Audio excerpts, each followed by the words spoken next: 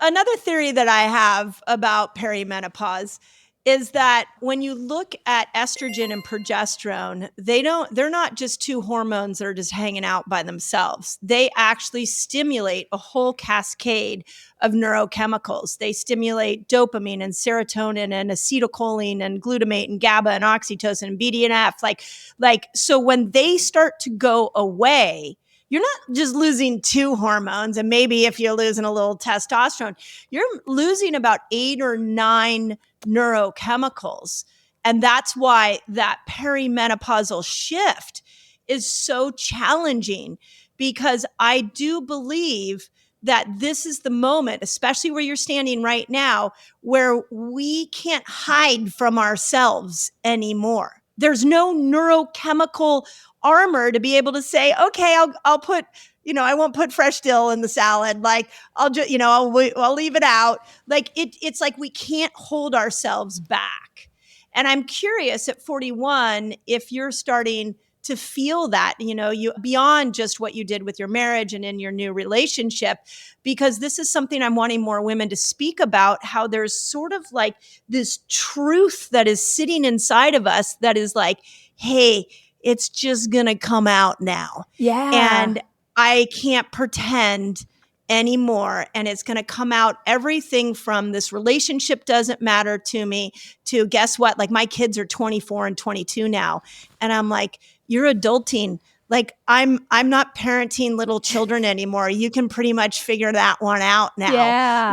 Like you just start setting boundaries and hearing your own voice. And I'm just curious, because I think a lot of my listeners are in that phase. Are you finding that in other areas of your life? And does it get easier the more you answer the calling? Yeah, I used to have so much anxiety, just debilitating anxiety, and worked on it so much and took adaptogens and like therapy, everything that I could do to manage that. And the anxiety for me was always based in this sort of core belief that I was going to upset someone and then I was no longer safe. And I could track that back to my childhood and know exactly what that means for me. But on the surface, it would be like, oh, this person on the internet doesn't like me. And now I'm having a debilitating anxiety attack. I can't do anything else today. I'm just sort of drowning in this feeling. But at the core of that is like, someone doesn't like me. I've upset them. I am no longer safe. That's always the sort of core thing. And it really is something that has started to lift. Like, I shouldn't even say has started to lift. It's like, it's not there. Every once in a while, I'll start to feel like, oh no, am I having, and I'm like, no, I probably just had too much espresso. Like I'm having a physical reaction that feels like anxiety used to feel. Yeah. But I'm not having those feelings anymore.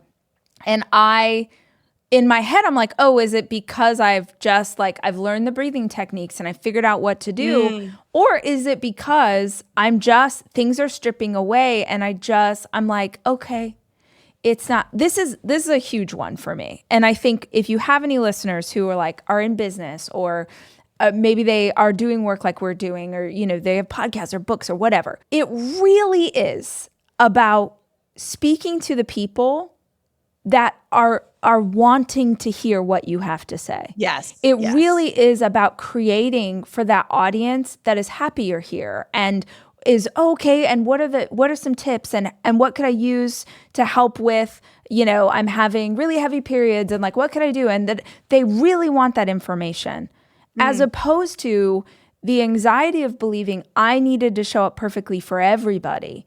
And if someone didn't like me, if someone didn't like my style or my voice or what I stand for, any of those things, that now I'm creating for them. And you get into a pattern of, and I think this is true not just for work, but for life, where you're no longer trying to win, you're just playing not to lose. You talked about tennis, right? And my fiance is a massive tennis fan. So I've gotten into tennis in the last few years. It's fun. And this happen with players when they're at Grand Slams, or that they've gotten to a certain level and they're like, all they want is to just hold on to the level that they're at. And so the biggest players, people who are like the top 10 in the world, will go into a huge tournament And some young kid who's seated like 200 comes into the thing and takes them out in round 2. Yeah. And everyone's Right. like, oh my God, that's this massive upset. It's not. It's that the young kid had nothing to lose. They're here, they're having a good time, they're taking chances, they're wearing a crazy outfit, they're asking the girl on the date, they're, doing these things versus, oh, I have so much anxiety about getting this wrong that I'm not going to do anything at all. That's right. Yeah, so you're the first person that said that. I'm like, oh, maybe it is a hormonal thing. Yeah. But that's why I feel less inclined to care if you don't like me. Okay, it wasn't for you. This thing wasn't for you. And I love and respect your right to believe and be whatever and whoever you want to be. But I'm just not going to consume what you're doing because there's a person over here that does like it, and that she's got to be who it's for. Yeah, yeah. So in the book, you have a quote that's really interesting because it ties into a question I've been asking myself, and that you're not looking for answers, you're looking for wisdom. And again, I've been thinking a lot lately about aging and this concept of why we're so obsessed with anti-aging. I'm like, we're all aging, so what would pro-aging look like? And then that led me to, well, what does wisdom look like? How do I find the people who have wisdom that I would want to tap into? So when I saw that quote in your book, I'm curious, if you're not looking for answers, you're looking for wisdom, where are you finding wisdom? Well, I think wisdom is something that can only come through experience. Agreed. Answers you could read in a book or hear on a podcast, but you haven't actually lived the experience that would make that settle into your bones. And that, for me, wisdom is this lifelong journey, right? And that you're constantly absorbing and looking and trying to take things in, and that you understand that every single person you interact with can be wisdom for you and can teach you something. And that what you know today is so different than what you're going to know tomorrow or 10 years from now. That's probably the biggest knowledge that I have is I really used to live off like capital T truths. These are my beliefs. My flag is in the ground and this, and I'm like, oh my God, when I think of some of those things I used to believe, I'm like, oh my, what? So if I could be so certain back then and be so wrong compared with who I am today, then I have to hold space for that in every area of my life forever. And so I guess to me, an answer is sort of like there's a period, and maybe wisdom is an ellipses. Like it's something that continues to grow and it continues to change and evolve, just like I hope to continue to change and evolve. Yeah. I love that. I love that. So you've been inspiring primarily women. I mean, are there any men follow you? There's probably like 4. No, there are absolutely men in my community. They tend to be men who like other men, and they are fabulous, and we are so glad that they're here. Amazing. But every once in a while over the years, I'll have a husband come up to me at an airport or, and they'll be like, oh, I'm sorry, are you? And I'll, yes. And they're, oh my gosh, like, I can't tell you what your work has meant to my wife or how much it has helped. Those men are so incredible because they're so cute. They're always like bros. Like they don't look at all like you. And they're like, you know, or I've had men say, this book was so important to my wife that I read it too, so I could better understand her. And we love those partners. But there are, I'm so grateful for everyone. I just tend to do work that is specifically for women because that's the lens that I know. And me too. This is why I get questions all the time of like, can you teach my husband about his hormones? I'm like, no. I'm staying focused. It's enough to learn about women's hormones. Yes. But here's why I ask you this is I've been lately walking around thinking women are waking up. Women are waking up. And that statement has been permeating in my brain. And I'm like, what are they waking up to? And so I have some thoughts on what I think women are waking up to, but I'm curious if you feel it. Like if you feel, because you've been empowering women for so long, is there a different voice women are using? Are there different ways we are showing up than ever before that you're seeing? Absolutely.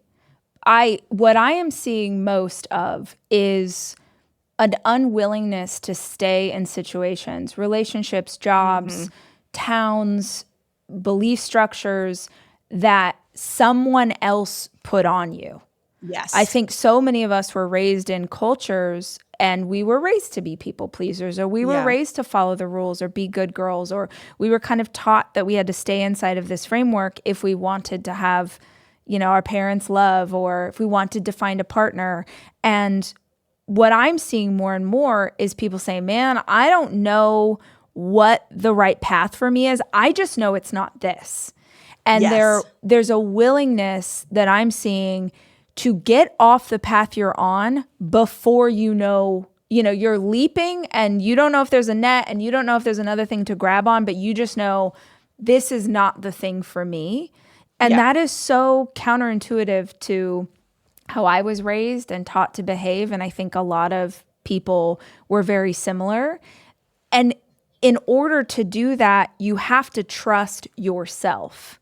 Yeah. You have to know yourself. You have to know yourself. Even have a relationship with yourself. Yes. And that is honestly my greatest goal with this book is I was so disconnected from my intuition, and everything in it is really just hoping that you're gonna, oh God, that voice was always there. Like it was always telling me. One of the questions in the book is, when did you know something was wrong?